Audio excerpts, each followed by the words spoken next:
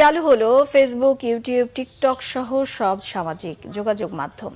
এর আগে বিকেলের মধ্যে চালুর কথা জানান ডাক, টেলিযোগাযোগ ও তথ্য প্রযুক্তি প্রতিমন্ত্রী জুনায়েদ আহমেদ পালক।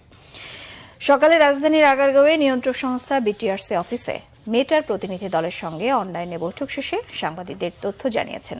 এ সময় পলক অভিযোগ করেন, ফেসবুকের পক্ষে বাংলাদেশের যে প্রতিষ্ঠান ফ্যাক্ট চেকিং এর কাজ করছে তারা স্বাধীনতা বিরোধী শক্তির দ্বারা প্রভাবিত।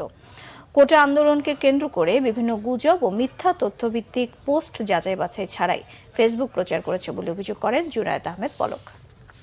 এটা আমি শুনিনি, দেখিনি। তো উস্কানিতে এই ছাত্র আন্দোলন একটা শান্তিপূর্ণ আন্দোলন, অরাজনৈতিক আন্দোলনকে যারা উদ্দেশ্যমূলকভাবে সহিংস এবং রাজনৈতিক আন্দোলন নিয়ে গেল, সেইখানে তো ফেসবুক এই দায়গুলো এড়াতে পারে না। ফলে আমাদের অনুমান যে এখানে ফ্যাক্ট চেকিং যে ফার্মগুলো আছে ফেসবুকের পক্ষ থেকে, তারাও নিরপেক্ষ ভূমিকা পালন করছে না।